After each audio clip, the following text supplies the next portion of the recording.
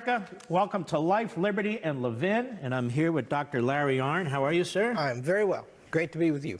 Renowned president of Hillsdale College, expert on matters related to the Constitution, the Declaration of Independence, Churchill.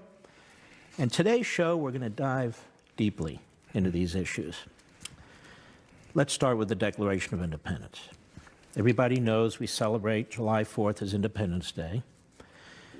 But let's read part of the Declaration of Independence, and maybe you can help explain some of these words to us, because we read it, it goes really in our mouths, out our ears, but these words have meaning.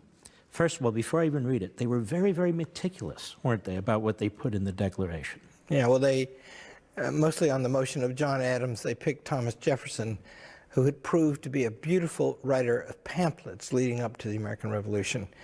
And they wanted somebody who could write in an elevated way and a moving way. And they had various iterations of the Declaration until they finalized it, isn't that correct? That's right. That's right. He sat and wrote it in a room by himself, July 1st and 2nd, and then they debated it, and then they voted, and they altered it in some ways. Mm-hmm. All right, let's start at the beginning. When in the course of human events it becomes necessary for one people to dissolve the political bands which have connected them with another, and to assume among the powers of the earth the separate and equal station to which the laws of nature and of nature's God entitle them, a decent respect to the opinions of mankind requires that they should declare the causes which impel them to the separation. Now, here are the words I want to focus on with you. Laws of nature and of nature's God. Are those important? What does that mean? Well, the document is unprecedented, and it's unprecedented for two reasons. One is it's a law. It's a political act of a people, a people formed by this act. And yet it starts out in the way you said, right? So the opening sentence is, when in the course, that means any time. One people, that means any people. So it is eternal and universal. Now, the legal act that they undertake is to separate themselves from the strongest man on earth, the King of England. And that's an act of war or treason, depending on who wins the war. And they need some standard to do that by. And so for the first time in human history, in this particular political act, they appeal to laws that are eternal and divine, that is to say, above what no one can ever change them, right? These are things that are set in nature. And so they go up that high, in part because they simply have to. As you see in the very last sentence, we'll probably talk about that, it starts with this grand, sweeping, universal, and it ends with a particular pledge unto death of the people in the room. Mm-hmm. And they feel like they need some justification for this, and so they don't say, we want to. They say, this is an act done in light of the great laws that always prevail. So, laws of nature and nature's God. They're saying these are laws that are not man-made. These are laws that don't come from government. These are the laws of nature from God. You were born with these laws. So, for instance, there's a moral order. There's truth. There are lies. There's good. There is evil. And are they saying that applies to all human beings, wherever they are? You know right from wrong in the United States. You know right from wrong in France. That's right. And these aren't things that you get from government. These are innate. Aristotle, Cicero. Now we're going deep. We're going to Athenians and Romans and so forth. They were read by the founders of this country. They knew who Aristotle was. They knew who Cicero was. Why is that important? Well, what the Greeks did, and then the Romans followed them, was they were the first ones to ask questions that would lead to some comprehension of the laws of nature and nature's God. The questions that Socrates asked the Greek is, "Ti este," what is a thing? What is a thing in its essence? What is a human being? And so you can't understand the Declaration of Independence until you understand this conception of human equality that we'll talk about. But that just means that everything that's a human being is a human being and not another kind of being, and has to be treated like a human being. And so that starts with Greek philosophy. And human beings are different than every other being. Horses, yeah. So the very famous letter, last important letter he wrote in his life, a few days before he died, which of course he died on the 50th birthday of the Declaration of Independence, Thomas Jefferson. He writes to a man named Whiteman, and he says, what does it mean? He says, it means that some are not born with saddles on their backs, nor others booted and spurred to ride them by the grace of God. Men cannot be ruled the way horses can be ruled, because they're not the same thing. And those laws of nature, that word nature is a very rich word, and it means that each kind of thing has an essence of its own and is entitled to protection and the rights that go with that essence. Now, this is crucially important, isn't it? Because we're really the only country that was founded on these ideas, on these principles, on these truisms. As a matter of fact, John Locke was really the most important philosopher during the Revolutionary period, correct? And people said to him as he wrote his second treatise on government, well, this is all well and good, but where does this exist? That's right. What did he say? That's right. America. That's the place. Why is John Locke so important? Well, there's a revolution in John Locke that's terribly important that goes along actually with the birth of universal monotheism. What's universal monotheism? Well, it starts with the Jews and the Christians. So if you just think of God's covenant with Abraham, I will be your God and you will be my people, and this will be a blessing to all the peoples of the earth. You know, the Jews have a hard deal, as you know, right? Because they're the chosen people. Turns out that's hard duty. You know, a lot goes wrong when you're the chosen people, and much is expected of you, right? But once you've got that kind of idea that there's one God for every human being, and Christianity is very radical about this because Jesus, you know, everybody's God, the path to salvation is through me, and my kingdom is not of this world. That means Judaism is a universal religion, and it's a political religion. It gives a law, but it only gives the laws to the Jews. See, they're the ones who have to bear the burden, right? Whereas in Christianity, it doesn't give a law. There are no judges, there are no courts, there are no legislatures appointed, right? And that means you're going to still have government. You have to have government. People are made in their nature to live under law. But now there has to be a limit on the law. The law can't mess with your religion or your conscience more generally. You have a right to exercise your religion as you wish. And John Locke, more than anybody else, and along with others, laid out the ground of how government would work like that now, which is not the way it worked in the ancient world. So they are aware of all this in the Revolution, and they take that idea and see it's a you know, the first place on earth that achieved, the first chief executive outside Israel to write a letter to some Jews addressing them as equal citizens was George Washington. We put a passage from that, his letter as president to the Hebrew congregation in Newport, Rhode Island.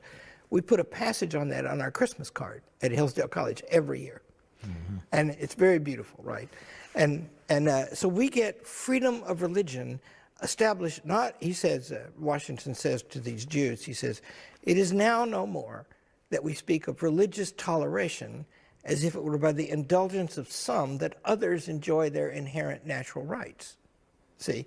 So you're going to have to have a nation like that if you're going to have freedom of religion. So you have a nation that is founded on the notion of really individual sovereignty in many respects, respect for the individual.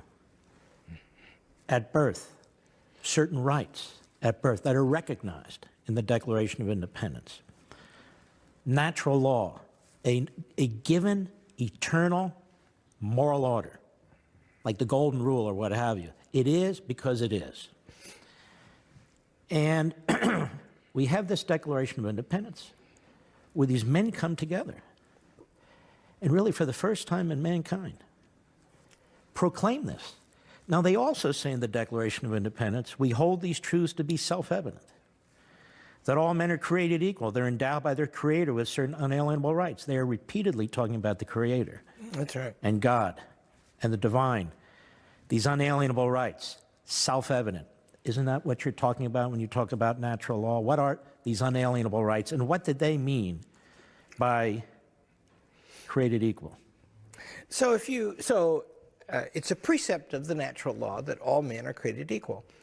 And in one way, that's a tautology, saying the same thing twice. And all it means is this, because obviously, by the way, if you just look at a bunch of human beings, they're all different, right? And some of them are tall, and some of them are short, and some of them are moderate people, and some people are like you and me, right? But they're different, right? But they're equal in this respect. I like to say, sit in a room with a bunch of people, and somebody really big walks in, and somebody really small walks in, and you might know the difference. If somebody leads a pig in on a leash, that's a different kind of thing just came in. It's not the same thing anymore, right? And so it just means that, and just think of the subtext, right? They're writing this to George III as the representative, the sovereign of the British nation.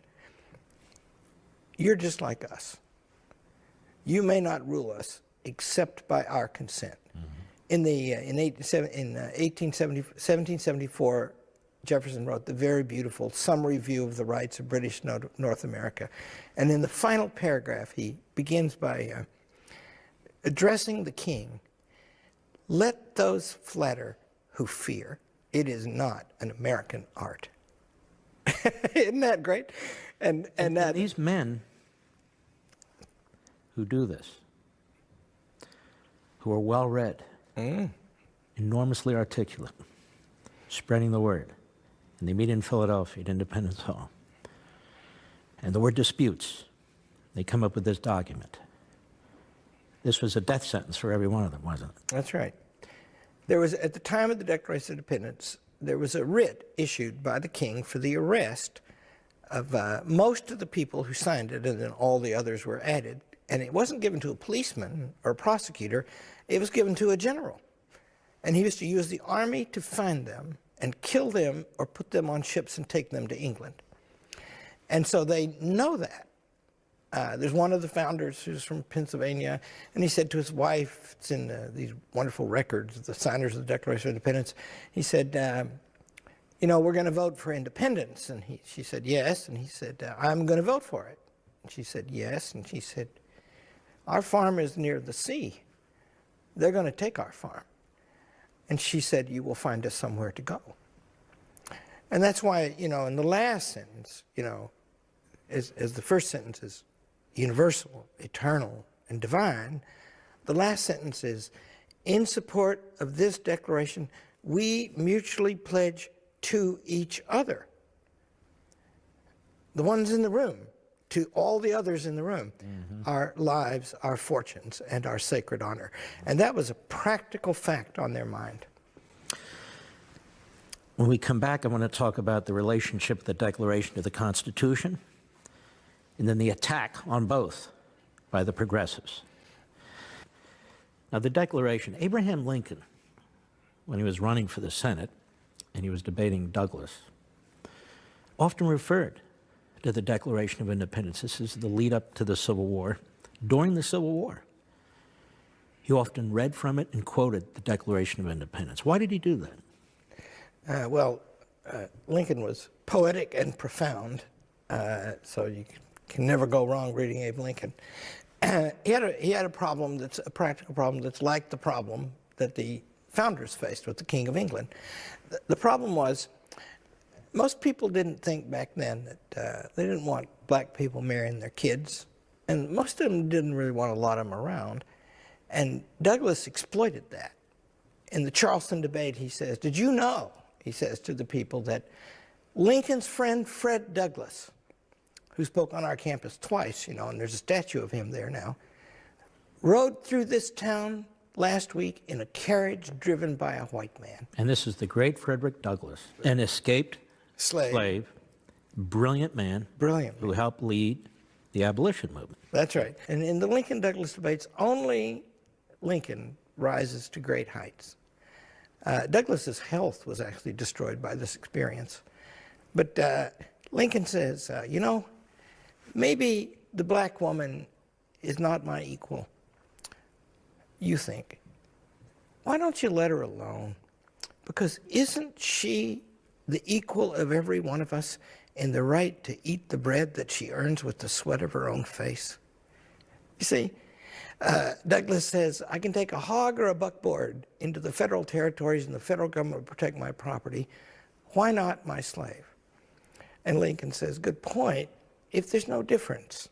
But you know, they don't hang pigs for murder down in the South, and they don't pass laws making it illegal to teach them to read. They know the difference. So in other words, this equality principle just depends on us recognizing what kind of things are. That's a cup, and that's a shoe, and that's a man, and that's a man. And each of those things are different from everyone else that fits in the category, but fundamentally and essentially they're the same. Didn't Lincoln also, as I recall in 1858, he referred to the Declaration? When it's talked about the founders of the country, those who signed the Declaration, many of them had slaves. And he pointed out, but these are the men that wrote the Declaration of Independence, and they left it to their progeny, the Declaration, to try and write things, because they couldn't write it at that time. And they write it, a lot of them at the time. You know, slavery was abolished in more than half of the Union within 20 years. And you know, a very important date is 1787, not only because the Constitution was written in that year, but also because the Northwest Ordinance was passed in that year. And it's the first time a free government ever grew. And they added 5 new states on condition that was imposed by Virginia that there be a clause in it, Virginia a slave state, on the motion of Thomas Jefferson, a slaveholder, that there be no slavery allowed in the Northwest Territory. And that was done without controversy, right? So in other words, you just go look at the records of the founding, find the person of any prominence at all who said that slavery was a good thing. You won't find it. What's the relationship between the Declaration of Independence and the Constitution of the United States? Well, it's grand, but it's also particular. The grand part is, if we're human beings and we're all the same in that respect, then we cannot be governed by other human beings as if they were our superiors. So then you need some form of government to make that possible, right? Government's got to act, it's got to do things. How do you set it up on this new principle? And in particular, there are 17 clauses in the middle of the Declaration of Independence that says the bad stuff the king did, right? And these A are list of particulars. yeah, and this is a cause of the Declaration. What did he do? He interfered with legislatures and with judges, which is a violation of separation of powers. He was unrepresentative himself, which is a violation of representation. He was, what else did he do? Oh, he quartered troops on people, which is using force to rule. He expanded Canada down into the colonies because he'd given them a constitution that they didn't have any say over, and he was taking away their rights that way. In other words, government has to be, what are the main features of the Constitution? They are representation and separation of powers. Those are the main things, right?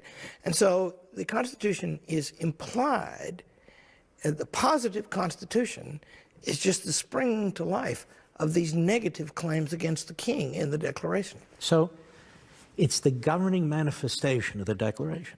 Can we put it that way? That's exactly right. Okay. And key, as you say, is the separation of powers. Later, they come back with the Bill of Rights, which they had to do, or this Constitution wouldn't have been ratified That's in right. the first place. These Bill of Rights are critical. They come out of the first Congress. They go to the states. They're ratified to enshrine individual liberties and state authority, to underscore and put an exclamation mark behind it. So federalism, individual liberty, separation of powers, delineation.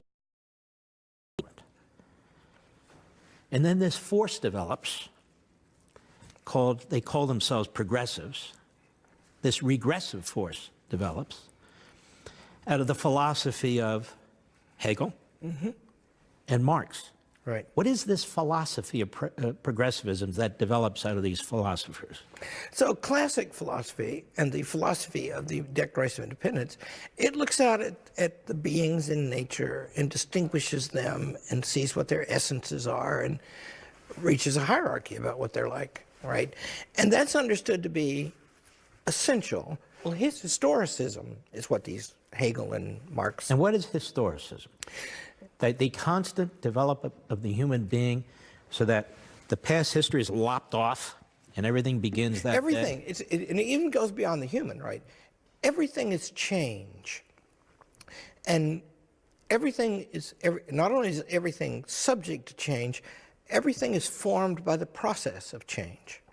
And so our consciousness, and that's a term of art and historicism, you and I don't know it, but our consciousness is formed by the forces of history working on us. And then that just leads to a second thing, and this is the attractive, the seductive part of progressivism.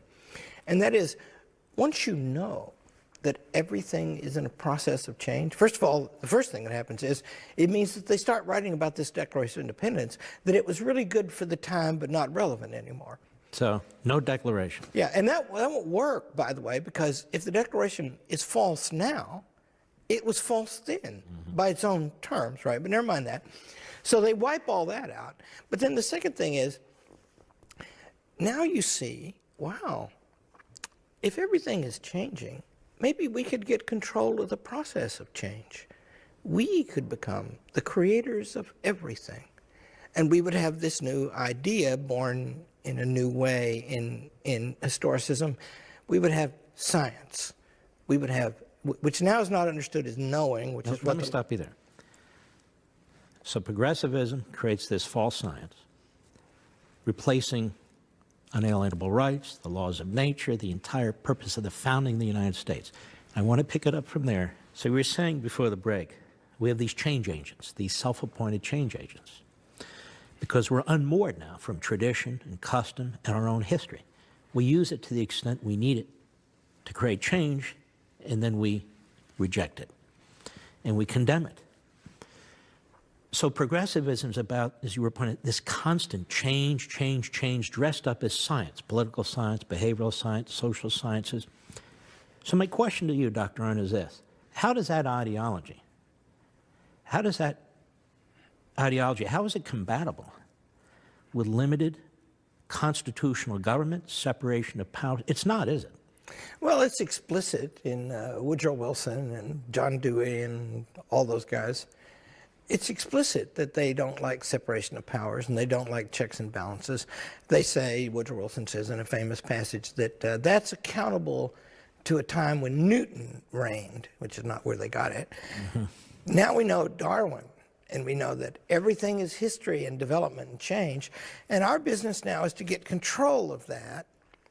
And just remember, it's not just the past. Nature itself is discarded here. And so we can do whatever we want to shape the future, to become the creators of everything. And that means in what's appealing about it in politics is the claim, the claim is every problem can be fixed. So every person should have this, health care. And we'll have a perfect health care system. That's right. And anybody who wants to come to the United States should be able to come to the United States. Or these utopian arguments, which are never fulfilled. And then the progressives' argument is, well, it's not fulfilled because you haven't surrendered enough of your liberty and your individualism. That's right. It calls itself. So, at the bottom of the claim is you can be happy without being good. You could be a self-governing person without believing in self-government or practicing it, right? That's why the idea is there's nothing special. Anybody can come here. This is hard to be a self-governing nation with self-governing citizens, and it demands things of them that are harder. All those laws have been repealed. And then, and you're right, every failure only summons more intensity in this same kind of attempt. So the reason right now that the schools are not very good is because we don't spend enough money on them and we don't have enough uniformity of practice in them. So the individual is devoured That's right. in this, and then we get groupthink. And the individual is devoured, and in fact, like Hegel would argue, or Marx later, is no, the individual can realize his or her full self through the state, through the collective. And so, correct me if I'm wrong, so the more you actually are independent, really, and really are an individual, the more you are hostile to the progressive ideology. If you read Aldous Huxley's Brave New World, the happy of the totalitarian novels of the 20th century, in there, the great thing is, if you say anything different, there are tools of enforcement, hazing and demotion and restriction, because you're not to be different. And that's part of the thing, right? And compliance is just think of that word, right? Compliance is one of the biggest activities in America today. The federal government, the state, federal, and local governments all together control more than half of the economy. And that number was always 10 to 15% for most of American history. Get more during wars and subside after them. Well, that's a difference in kind. This difference in amount amounts to a difference in kind. Now we have a different purpose of the government. We have new forms of government. We don't even make our laws the way we used to make them. We make so many more now because of that. And that means it's got a different purpose, too. It's the final and the formal causes are altered. So we see the breakdown of separation of powers. We see this fourth branch of government, this massive administrative state with hundreds of thousands, if not millions of bureaucrats pushing out regulations. I said to Walter Williams a few weeks ago, I said, we don't appear to be a federal republic anymore. We don't appear to be a representative republic in many respects, given this fourth branch of government, and in many cases the courts running off and doing what they're doing. And the Constitution is constantly under attack. What kind of republic are we? Are we transitioning to something else? Well, the government increasingly looks at us as subject of an engineering project. I once asked an attorney, you're a very distinguished attorney, I am not. I said, I want you to send me Title IV of the Higher Education Act. And he said, you won't be able to read it. And I said, well, I'm not stupid. He said, yeah, I can't read it either. He said, we have an expert in our firm. She knows what's in it. And what's Title IV? Title IV is last time I checked, about 500 pages of rules. At Hillsdale College, we run the whole college with about 100 pages of rules, something like that. And those are like faculty handbook and stuff like that, So to get federal money, you got to do all these. And the rules, the rules change all the time.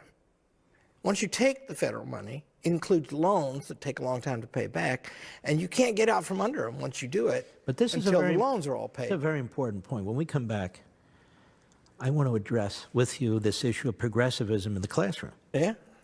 Because over the decades, that's exactly what's occurred. Don't forget, ladies and gentlemen, you can watch Levin TV on crtv.com. Give us a call, 844-LEVIN-TV, and we hope you'll join us there every weeknight. We'll be right back.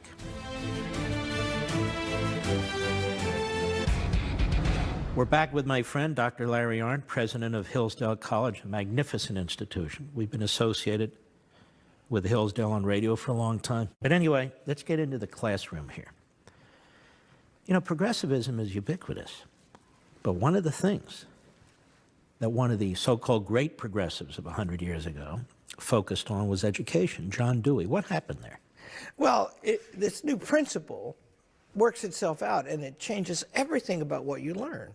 Because if the past is by definition obsolete, then you read it in a different way, not as seriously. It means literature and philosophy from the past, right? So you don't, the long human quest for knowledge is altered in character. Now, a second thing is in college, in school, you just need to learn two things. You need to learn the human skills, which are reasoning skills, reading, writing, and arithmetic. But then you need to learn knowledge, a structure of knowledge, of the physical world and of the story of mankind, right? Well, that's all altered now, and even the skills part, right? We're always trying to invent a new way to teach reading. And in any good school, every kindergartner learns to read. It's just, we have a bunch of charter schools at Hillsdale College. That's the rule, right? But it's a national goal. Bill Clinton announced it in his State of the Union in '95 that every kid should learn to read by the end of the 4th grade, for goodness sake. And the thing is, they can already read. It's natural. They learn to talk without anybody teaching them. And reading is just taking these sounds they know, cup, balance, right, fire, and they relate that to real things. Well, all you got to do is take those sounds and relate them to marks on the page. That's why phonics works for teaching reading. So what did Dewey and the progressives do? Well, they thought that all of that could be transformed. Human reason itself is not anymore a given, not anymore inherent or inalienable. And so we should experiment now. We should invent new methods all the time.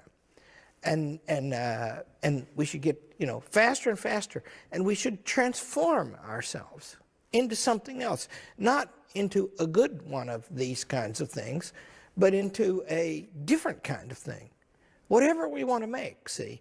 And so that's why in the schools, did you know more than half the people who work in the public schools are not school teachers?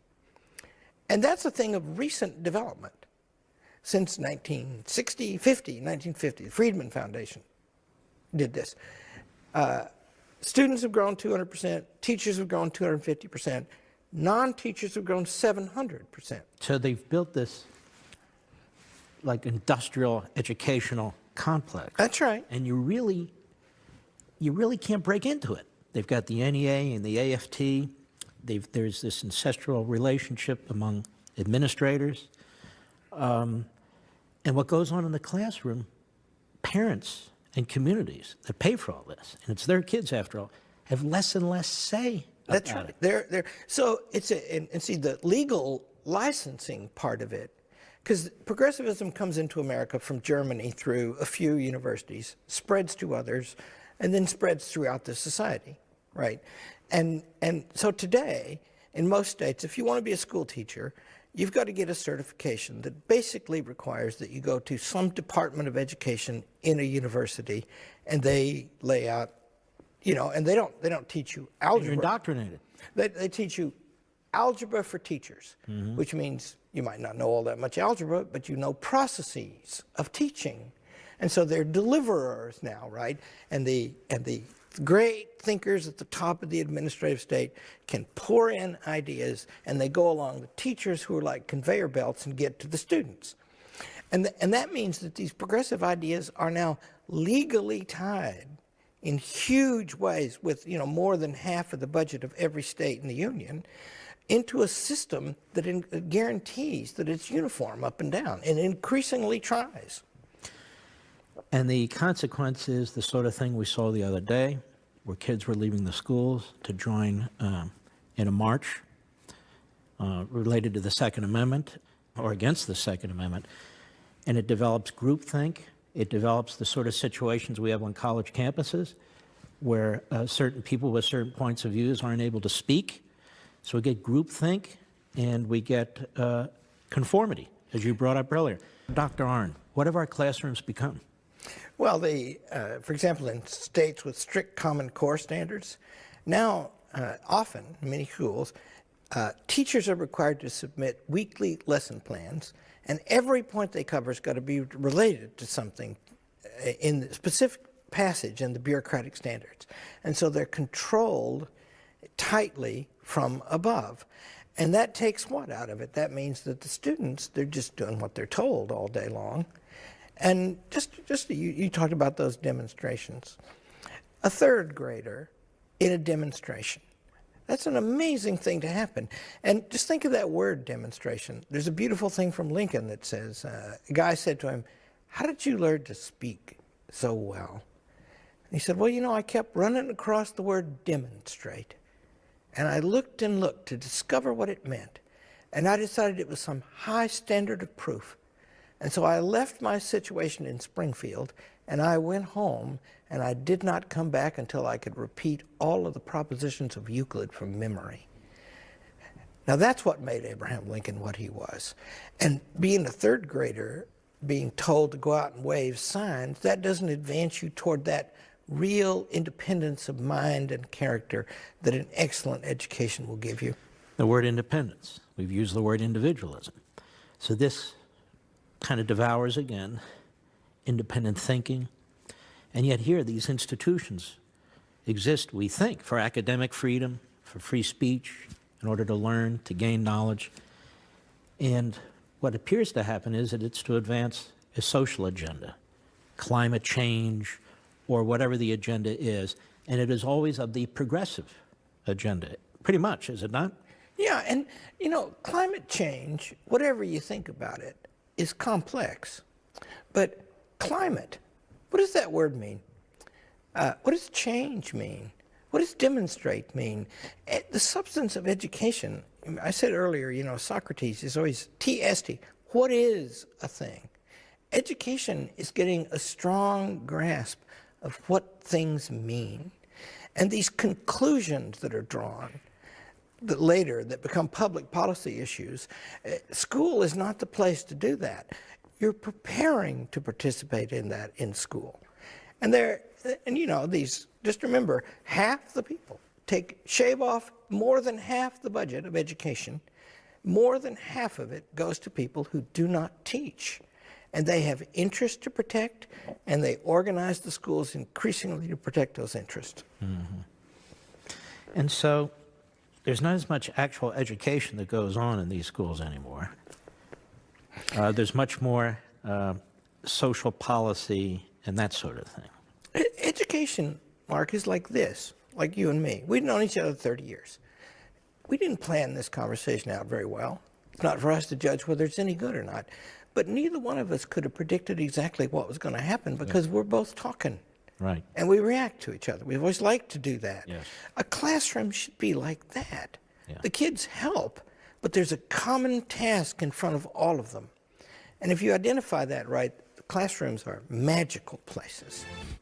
Dr. Arnn, in the minute we have left, what do you see as the future of America? We're in a condition like the one Lincoln described. It's a house divided. There are two ways of thinking and there are two ways of governing, and it has to resolve itself. And it's going to do that through some crisis. And because I'm an admirer of Winston Churchill, I believe it's necessary and true to think that that crisis is going to be resolved beautifully and in favor of freedom. But it could go the other way. Could. Better get ready. Better get ready. And I want to thank you. I want to thank you for not only coming on today, but for teaching thousands and thousands of young people who I come across all the time through your wonderful college, Hillsdale College, who think for themselves and are among the smartest people I deal with at any time. My privilege. God Thank bless. you. Ladies and gentlemen, it's very, very important that we understand why our country exists and why we're a free people. That's the point of educating ourselves about the Declaration and the Constitution.